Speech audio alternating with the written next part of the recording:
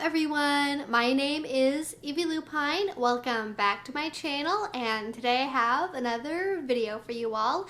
Today we are following up on a video that I did a few weeks back talking about the Fry's model of consent.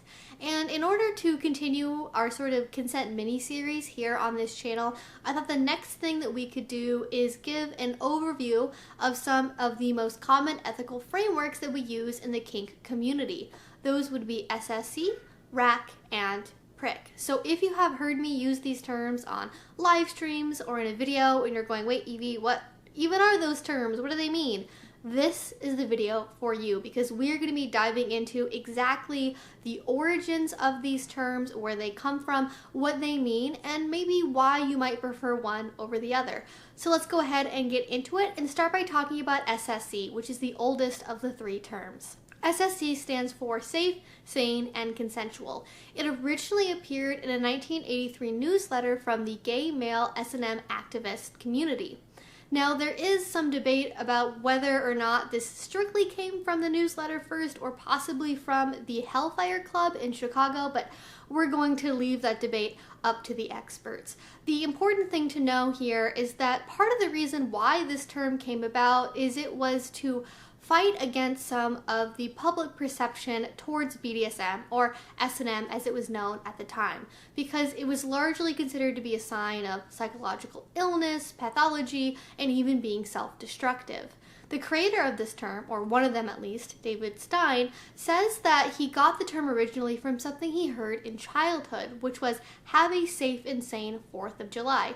Basically, have a fun time, but don't get too carried away with it and land yourself in the hospital. Now, this wasn't really intended to be some kind of mantra for the whole BDSM community at first, but it very quickly caught on, and through other newsletters and marches and pamphlets, people started to pick up this term and then take it back to their own home communities.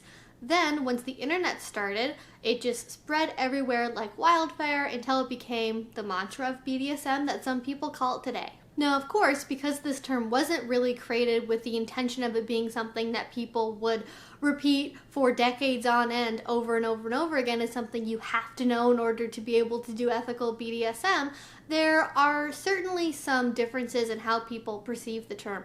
Rather than being a callback to something familiar, like having a safe and sane 4th of July, people really started to abstract the independent components of the phrase.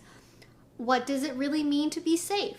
Can we call BDSM safe? Who gets to decide what sane is, and how relevant is that to having a good BDSM scene? And of course, with the internet, people debated the validity of SSC for their own BDSM practices. One such man was Gary Switch, who then went on to coin the next term on our list, which is RAC.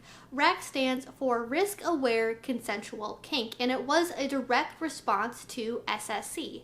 I'll show his full account of RAC here on the screen when I'm talking about this section, but suffice to say, in 1999, when this term was created, the emphasis kind of shifted from being on what is safe enough, what is sane enough, to thinking about knowing the risks of the activities that you are choosing to participate in.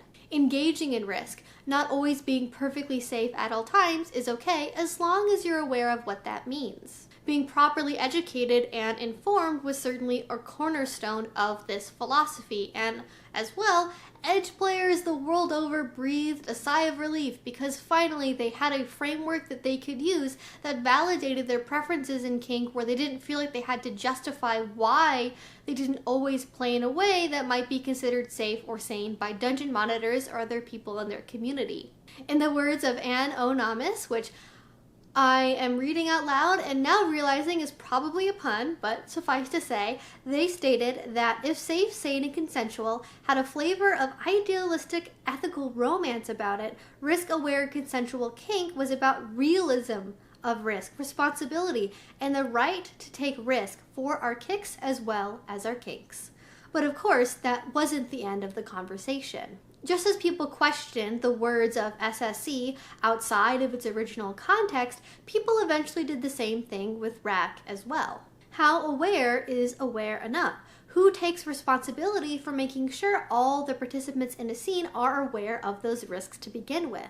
And that is where we get our next term, which is PRIC. This stands for personal responsibility in consensual kink. And now, of all the terms that we are discussing today, this one certainly has the most nebulous creation. The debate about RAC started in probably around 2006, and by 2009 we had the solidification of this term PRIC by someone on FetLife named Mythos. And the purpose of PRIC was to very clearly acknowledge whose responsibility it was to assess the risk and the requisite knowledge level for a scene that they participate in this case, the individual. To quote directly, personally stresses the freedom of the individual to label, identify, and choose their kink as well as the context. Responsible is connected to the individual's freedom, but expands to the self-love and self-care involved in personal responsibility. It does not negate the mutuality of the caring environment that should exist in a scene or DS or MS relationship. So rather than saying that it's always the dominant's responsibility to inform the submissive, or that the more experienced person should be informing the lesser experienced person, it's about everybody coming to the table with their own self-interest in mind, acting from a sense of self-care and self-love to seek out knowledge and make sure that they are participating in things that are within their risk profile. And these are the main structures that we have to work with in the kink community when it comes to understanding our personal ethics. Now, I find defining the terms and the history of it to be interesting, but usually where people get bogged down into it is the actual debate over like which term is best and which term should you be using.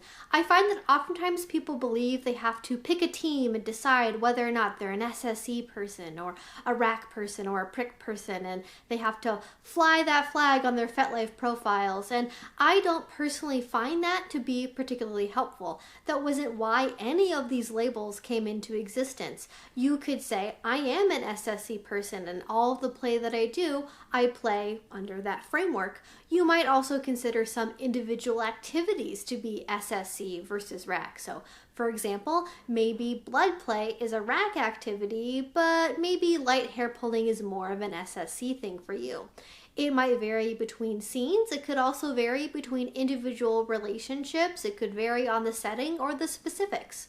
So there's a lot that goes into deciding when something is SSC and which thing makes the most sense for you. And honestly, I can't objectively tell you which one of these three is the best because I don't really think it's a pick and choose situation. I think it's what works for you, how you interpret and identify with each one of these things. What's important is you know which one you are comfortable with in whatever scene or whatever relationship you're negotiating for, and you make sure to have a conversation about that with your partner when you are going through the negotiation stage, if that's important to you. And again, I do think it would be better to think about these things not as like a team you have to side with, but as something that can kind of help guide your decision making, kind of the BDSM equivalent of like a what would Jesus do bracelet, if you will. I would love to see an actual kinky what would Jesus do bracelet. If anybody has one of those, please let me know because I want one. Now, that aside, I do think it's more important to think about it as just something to keep in mind when you are going through deciding what you want from a scene or from a relationship, rather than using it as something you can debate with people on FetLife about or start arguments over at your next munch. And I really can't say it enough, there's no one right or wrong answer here. Some people might see RAC as being more realistic and based in an actual experience of kink, and SSC to be more kind of newbie friendly and maybe something not as grounded in actual kink practice. And conversely, you might have people who use SSC more as an idealistic framework, something to aspire to be as safe as possible in all things. And they might see RAC as perhaps being a sign that somebody is too flippant with the long-term health, safety, and well-being of their partners. And as I've said, no one of these terms is superior over the other. It's about having that discovery process of finding which one of these terms in the moment makes the most sense for you. And if you don't like any of them, you don't have to. They're just supposed to be ethical frameworks. They're just supposed to be guides. And if something else makes more sense to you, go for it, because every decade or so, we get a new one of these terms, and you never know, you might be the one to invent the next hot thing. All right, that is everything I have time to share with you guys today. Hopefully you found this helpful. I cannot believe I've been talking about BDSM on this channel for half a decade at this point, and I had never covered these before in an independent video, so hopefully this helped you out. If I had mentioned these and you were like, what the heck is she on about? If you have any other comments or questions, anything you'd like to share, you can go ahead and put that down in the comment section below. If you enjoyed this, if you want to see more from me, please do subscribe. I make videos twice a week about all sorts of kink and BDSM related topics. And finally, if you really enjoyed this, if you want to support what I do, the best way you can do that is through Patreon. A link to that is down in the description box below. That allows me to offer you guys things that I can't really talk about here on YouTube: photo shoots, a Discord chat, FetLife, a bunch of other super fun things. So go ahead and check it out again down below. If you already support me over there, thank you so much. It means the absolute world to me. And until I see you guys next time, I hope you have a great rest of your day and a great rest of your week. Bye-bye.